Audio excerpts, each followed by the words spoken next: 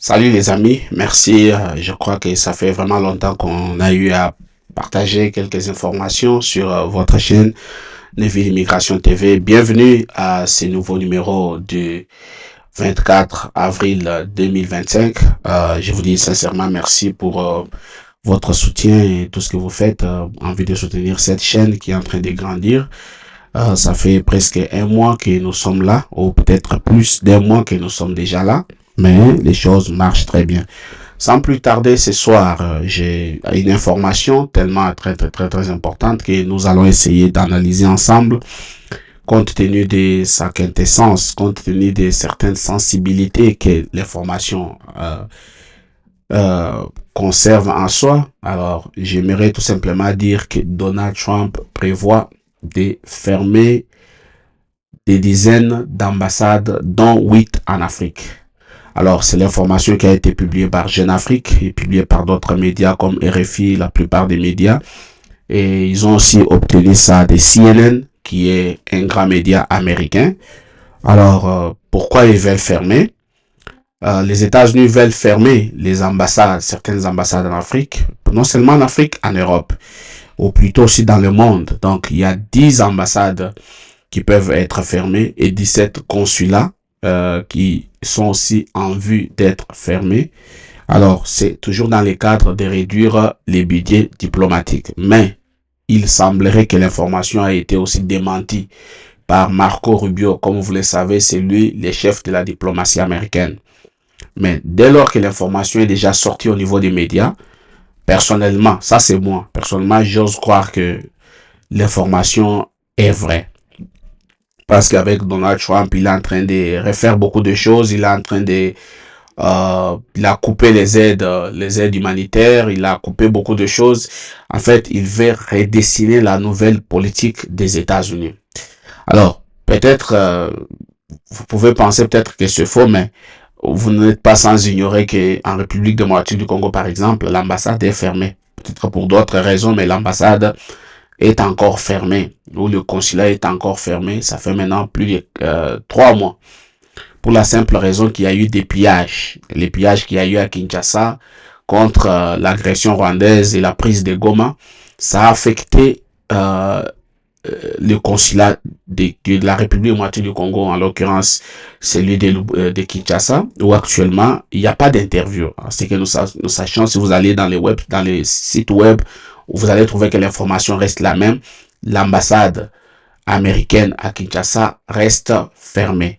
Maintenant, lisons maintenant cet article pour voir ce que ça dit. Ça dit au total près de 10 ambassades et consulats, notamment en Europe, en Afrique, sont fermés selon un document interne du département d'État dont les médias américains CNN a eu connaissance. Donc, je disais ici que ça, c'est Jeune Afrique qui rapporte, qui dit le retour de Donald Trump marque non seulement un bouleversement au niveau du commerce mondial, avec l'instauration des droits de douane conséquents, mais aussi une réforme de l'appareil diplomatique.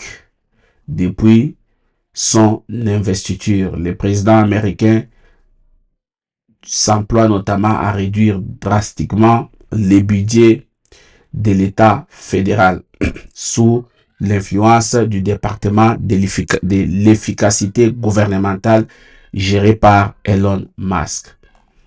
Dans un document interne du département d'État obtenu par CNN cette semaine, plusieurs recommandations sont émises pour tenter de faire baisser les coûts du gouvernement fédéral. Parmi elles, fermer des dizaines d'ambassades et de consulats américains à l'étranger, dont une partie significative en Afrique. Des chiffres prématurés ou erronés. Sur les continents, les ambassades concernées sont celles de la Centrafrique, du Congo-Brazzaville, de l'Érythrée, de la Gambie, du Lesotho, du Soudan du Sud. Les autorités américaines envisagent également de fermer leur consulat à Douala, au Cameroun, à Durban, en Afrique du Sud. Pour le reste du monde, la liste comprend les ambassades de Malte et de Luxembourg, ou encore des consulats en Corée du Sud, en France et en Allemagne. Il y a des mesures proposées également de diminuer l'ampleur des missions diplomatiques en Irak et en Somalie, deux pays où la présence américaine a été importante ces dernières décennies, et de redimensionner d'autres pays, d'autres avant-postes diplomatiques. Donc, c'est un peu ça l'information. Alors, le secrétaire d'État Marco Rubio a-t-il approuvé ces plans de fermeture massive? Pour le moment, aucune information n'a fuité sur la question. Et interrogé sur les informations de ces documents internes, la porte-parole du département d'État, Tammy Bruce, n'a pas apporté plus de précisions.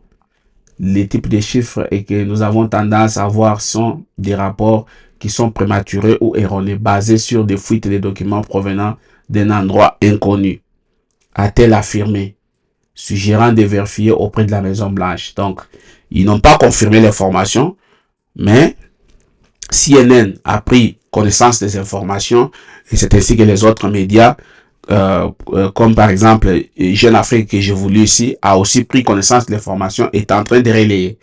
Alors, c'est reposé sur les ambassades des pays voisins. Sur quoi ces choix sont-ils basés? Les documents consultés mentionnent simplement que les postes ont été évalués sur la base des réactions des remarques des bureaux régionaux de la charge de travail consulé. Il s'agirait par exemple d'avoir direction double à casquette dans les postes de missions multiples. Donc là maintenant, reste que si ces recommandations venaient à être mises en place, voilà maintenant là où j'aimerais que vous puissiez suivre.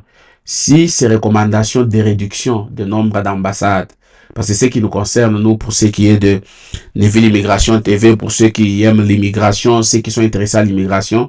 Alors, l'article dit quoi? Si ces recommandations venaient à être mises en place, elles constitueraient une difficulté de plus pour les citoyens des pays africains souhaitant obtenir un visa américain. Les documents proposent en effet que les fonctions des ambassades fermées soient assurées par des avant-postes situés dans des pays voisins. Mais cela augmenterait encore des coûts pour les bénéficiaires s'ils devaient se rendre à l'étranger pour effectuer les démarches, alors que le prix d'un visa américain est souvent de plusieurs centaines de dollars. Pour un simple visa de tourisme, pour un Kenyan par exemple, il faut débourser pas moins de 185 dollars. Donc c'est là où moi je voudrais quand même qu'on en arrive. Donc quand on en parle des conséquences de cette mesure si elle venait. Donc la mesure n'est pas encore confirmée ni par la Maison-Blanche, ni par le secrétaire d'État chargé, le secrétaire d'État Marco Rubio. Mais maintenant l'analyse des journalistes, on est là pour analyser les faits. Nous sommes là pour décortiquer l'information. Alors si cela arrivait, et il y avait encore un article où j'avais lu, il était dit que ceci pourrait arriver, je dis bien pourrait arriver au mois d'octobre. Parce qu'il y a des gens dehors là, ils ne suivent pas l'information. Là, on dit pourrait, et ils vont dire qu'il a confirmé. Et ils vont réagir sans même regarder la vidéo, sans même écouter la vidéo, ils vont réagir comme ça. C'est comme ça avec nous les Africains. On ne regarde pas, on ne lit pas, et puis on réagit. J'ai dit, si cela pourrait se confirmer, on envisagerait que ceci arriverait au mois d'octobre. Alors, moi, je me disais, bon, en fait, si ça arrivait au mois d'octobre, donc ça sera déjà sûr que, par exemple, la loterie va sortir d'ici 10 jours. Et quand la loterie sera rendue publique les 10 jours, les gens vont débuter déjà leur enregistrement. Alors, ce qui fera que si cette information arrive à être confirmée dans les prochains jours, dans les prochains mois, alors ça aura vraiment des contacts. Est-ce que c'est la première fois? Non. Par exemple, comme à République démocratique du Congo, je me rappelle qu'il y a plus de 25 ans, si je ne me trompe pas, que les Congolais allaient passer leurs interviews au Cameroun. Ils allaient passer leurs interviews au Cameroun lorsqu'ils ont reçu la loterie. Donc, c'est ce qui s'est passé. Donc, c'est pas la première fois. Donc, il y a presque des ambassades partout à Kinshasa, partout. Presque tous les pays, là, ils ont des ambassades américaines. Donc, moi, je trouve que si on arrivait à les faire, c'est peut-être pour des besoins purement financiers et c'est tout à fait normal. Et les gens, maintenant, seront obligés d'aller dans des pays voisins. Alors, ce qui va aussi permettre à ces pays voisins de faire de l'argent parce qu'ils auront au moins des touristes de plus, des gens qui sont intéressés à l'ambassade américaine se trouvant dans leur pays. Non seulement qu'ils les auront, mais aussi ça sera un coût élevé par rapport à ceux qui vont voyager. Admettons par exemple que tu vis au Cameroun et que l'ambassade est fermée au Cameroun, donc tu es obligé d'aller au Congo-Brazza. Donc il faut faire payer certains frais. Et maintenant, là, on va se dire qui de la famille va aider. Donc, voilà un peu la première information que j'avais. La deuxième information, c'était l'information concernant la déportation. J'ai eu une information qui m'a été partagée où l'on me disait que la déportation continue, mais d'une manière aussi très très secrète. C'est-à-dire que il y a des journalistes, certains journalistes qui ont dit qu'ils ont vu, au niveau de, du Texas, ils ont vu des bus, des bus de l'immigration qui avaient à bord des gens. Alors les bus étaient vraiment en cortège. Ils voulaient carrément sortir peut-être des États-Unis. Et ça fait que les journalistes étaient intéressés dans la recherche de l'information. Ils ont commencé à filmer les bus. Les bus ont fait demi-tour. Okay. Les bus ont fait demi-tour pour rentrer vers la prison. Donc c'est une information qui m'a été donnée. Je crois qu'elle est vraie. Ça c'était au niveau du Texas. Donc ça veut dire que peut-être dans l'entretemps, on est en train de déporter les gens calmement d'une manière aussi calme. Il y avait quelque chose que je voudrais dire souvent je voudrais d'abord dire à ceux qui sont venus ici comme des étudiants avec les visas d'études ou peut-être un autre visa. Il y a des gens qui ont eu des difficultés au niveau de l'immigration. Ils sont venus avec des visas normaux, donc visa d'études, autres visas. Alors, quand ils sont venus, ils ont demandé l'asile. Et les gens là ils ont même reçu des work permits, ils ont commencé à travailler, tout allait très bien. Puis du coup, certaines personnes ont été appréhendées par ICE et ils ont été jetés en prison. Alors ils devaient maintenant se défendre devant le juge. Ils ont été accusés par les ministères publics. Pourquoi on les accuse par l'immigration? Alors quand maintenant nous avons suivi les dossiers de certaines personnes, donc il s'avère que quelqu'un qui est par exemple venu aux États-Unis pour étudier, admettons par exemple qui s'est inscrit à l'université de Iowa ou à l'université de New York par exemple, et à peine qu'il atterrit aux États-Unis, il atterrit par Washington, il n'est jamais parti à New York, il n'a jamais foulé ses pieds à l'université de New York. Et c'est comme ça que l'immigration est en train de faire pression en train de demander que la personne soit déportée, tout simplement parce que l'immigration pense que la personne a trompé pour avoir le visa et en étant sur place, il n'a pas suivi la procédure. Pourquoi je l'ai dit? Je voudrais juste partager cette information pour vous dire, vous tous qui avez des dossiers, essayez toujours de vous rendre compte c'est quoi le niveau du traitement de votre dossier. Si vous venez, ceux qui ont déjà des visas qui veulent venir aux États-Unis, ou vous avez vos frères en Afrique ou ailleurs qui ont reçu les visas d'étudiants de venir aux États-Unis, dites-leur ceci. Quand vous arrivez aux États-Unis, allez d'abord à l'école. Faites même quelques jours, laissez même certaines empreintes à l'université ou au collège où vous voulez étudier. Comme ça, après maintenant, vous pouvez demander l'asile. Pourquoi? Parce que ça peut vous aider plus tard. Vous avez des problèmes avec ICE, on trouve que non, il était parti à l'école, mais il a eu des difficultés, ceci, cela, bon, il ne pouvait plus continuer. D'où la raison. Mais tu n'as jamais été là. Ou soit tu reçois même le visa comme ça d'études, l'université est au Texas, mais toi tu atterris par exemple à Washington. Mon frère, il y a beaucoup de gens qu'on a pris. Donc tu atterris à un autre aéroport, on regarde l'itinéraire différent de celui où tu dois aller. Soit pour le tourisme, soit pour les études. On te prend à l'aéroport, on te déporte. Faites beaucoup attention si vous qui venez de l'Afrique ou d'ailleurs. Et aussi, pour ceux-là à qui on remet les enveloppes plus fermées, on vous dit de ne pas ouvrir, surtout les gens de la loterie. N'ouvrez pas l'enveloppe. Ceci me rappelle à l'esprit, il y a 2 ans, en 2023, un monsieur avait reçu à la loterie, il a eu même son visa, tout, en Afrique. On lui a dit de ne pas ouvrir l'enveloppe. Et lui, il a fait tête dure, comme les Africains aiment toujours être têtus. Ils connaissent trop. Il a ouvert l'enveloppe. Et ces gens-là, quand il est arrivé, il a remis l'enveloppe à l'officier. L'officier sait bien que cette enveloppe a été ouverte. Par conséquent, la personne, on a refusé son visa. Bien qu'il avait réussi à la loterie, on a refusé son visa. On a annulé plutôt son visa et on l'a retourné en Afrique. C'est pourquoi vous devez faire beaucoup attention. Vous devez faire beaucoup attention à ça. Et maintenant, vous tous qui êtes aux États-Unis,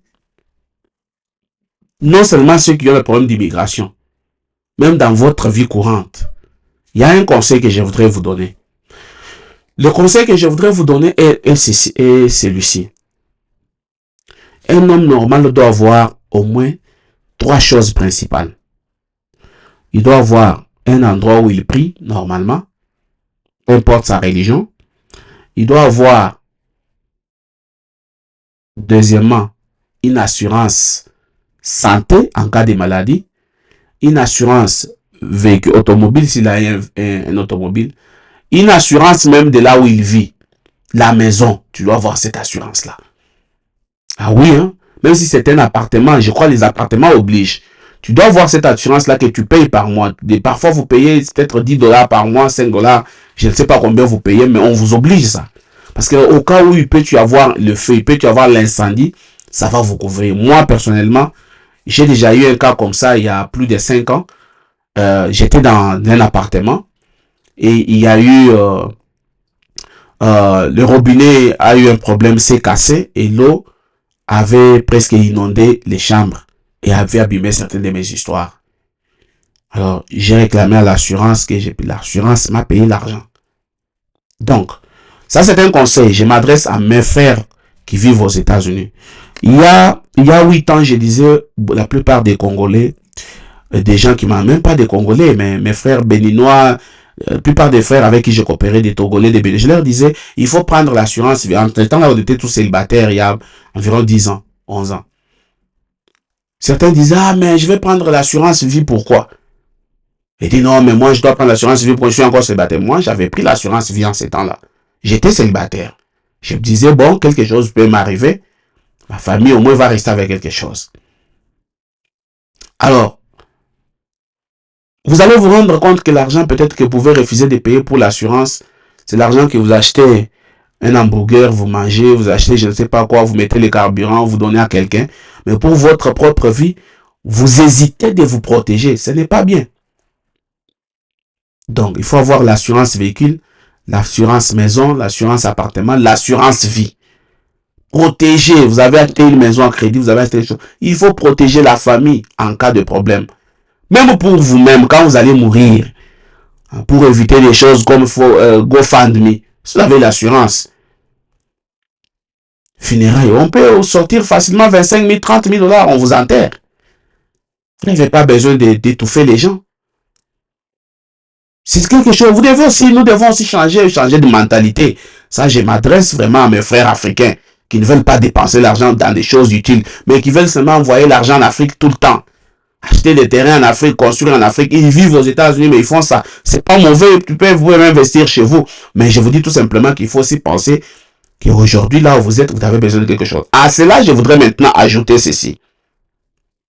Il faut avoir un avocat de famille ou un avocat personnel. C'est ainsi que je vous introduis que si vous avez besoin d'un cabinet d'avocats auquel vous pouvez adhérer, vous payez en $7 le mois. Si vous êtes en famille, toute une famille, ou vous payez aussi moins que ça. Si vous êtes seul, peut-être moins que ça. Mais au moins, vous avez une protection. En cas de problème, vous appelez, ils vont intervenir. Dans le temps, moi, j'ai eu cette assurance, ça fait maintenant 9 ans. Non, je crois depuis 2015 que j'ai eu cette assurance. Alors, qu'est-ce qui s'est passé avec l'assurance? Même si tu as l'accident, parfois, vous savez, quand on tombe souvent dans des accidents aux États-Unis, au Canada, ailleurs, là, ce qu'on nous paye par nos assurances, là, c'est pas ce que nous méritons en réalité.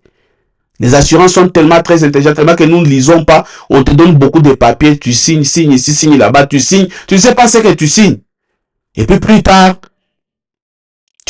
la plupart, même quand vous allez acheter des véhicules, vous signez, on signe sans connaître ce qu'on signe. Et si tu as des avocats, tu peux envoyer les documents. On peut vérifier ça pour vous et puis vous dire non, ça là, cette clause ici peut être enlevée et tout. Ça, c'est un conseil que je vous donne.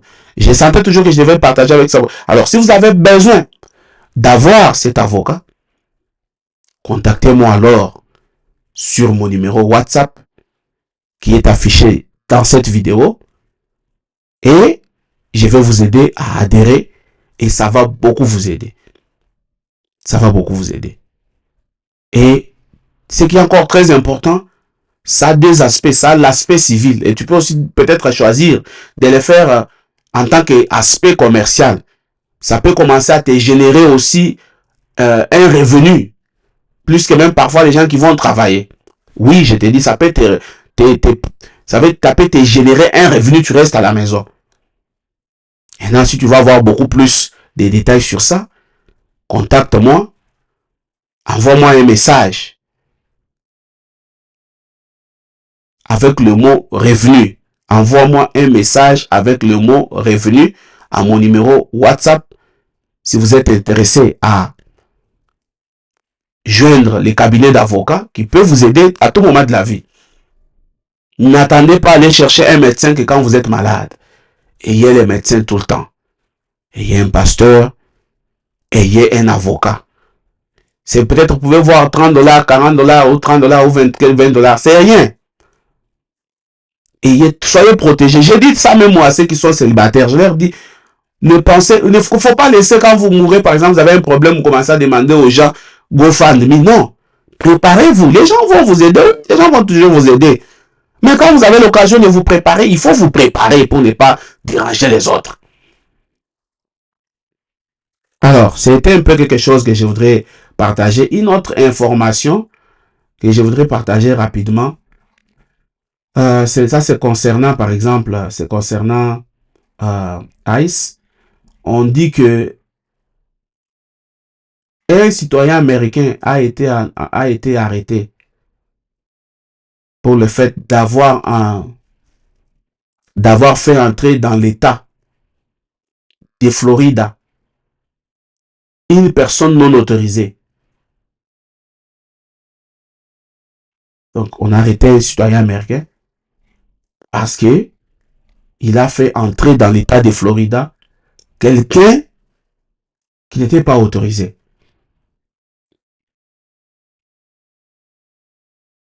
Et il a été arrêté, on est allé l'entendre à Leon County. Et le juge a dit qu'ils n'ont pas l'autorité pour pouvoir les relâcher. Donc, vous qui aidez peut-être les gens à faire autre chose, des choses qui ne sont pas correctes, vous pouvez aussi être citoyen américain, mais sachez que cela peut vous créer des ennuis. Faites attention. Son nom c'est Lopez Gomez was released Thursday evening. Il a été relâché jeudi soir après avoir reçu une information des médias. Et puis, des gens qui s'étaient rassemblés devant le cachot qui demandaient qu'il soit relâché. On l'a relâché après avoir... Donc, quand on en a beaucoup parlé dans les médias et par les rassemblements des gens qui faisaient une protestation, on l'a relâché. Donc, il a 21 ans. Il est né en Géorgie. Conformément au record à la cour, on lui avait assigné un juge pour le défendre en public et il a été arrêté contre la loi anti-migratoire. Passé en Floride il y a 2 mois. Donc, en Floride, il y a une loi anti-migratoire. C'est pourquoi j'avais dit à d'autres personnes, je leur avais dit, si tu n'as pas de documents, si tu ne sens pas que tu es safe, si tu n'as pas encore eu les documents et si tu n'es pas légal, ne fais pas l'erreur d'aller à Miami. Oh, non, je vais aller à Miami, je vais aller me promener. Ne fais pas l'erreur d'y aller. Ne fais pas l'erreur d'aller à Florida, parce que Miami c'est une ville, mais ne fais pas l'erreur d'aller à Florida. Et les gens ne m'avaient pas cru quand j'avais parlé de ça. Alors, c'est pour vous montrer que la situation reste toujours complexe quant à la déportation. Donc, voilà un peu les informations que j'avais pour ce soir. Je vous dis merci et on se retrouve à la fois prochaine. Abonnez-vous massivement à notre chaîne, partagez nos vidéos. Si vous êtes intéressé à avoir un avocat ou vous voulez en connaître beaucoup plus, contactez-moi sur mon numéro WhatsApp et écrivez-moi que vous avez besoin d'un avocat, ou soit écrivez-moi revenu, ou soit écrivez-moi, envoyez-moi un audio, ou je ne sais pas comment, mais contactez-moi pour ce fait-là.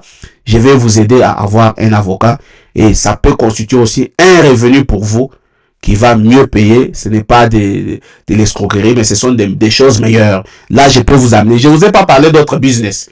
Je sais pourquoi, mais ça là, je vous en parle parce que je sais que c'est une affaire sérieuse, protégée par la loi, et j'aimerais que non seulement immigrer aux États-Unis est un objectif pour beaucoup, mais il faut aussi savoir qu'il faut profiter de la vie. Qu'est-ce qu'il faut faire?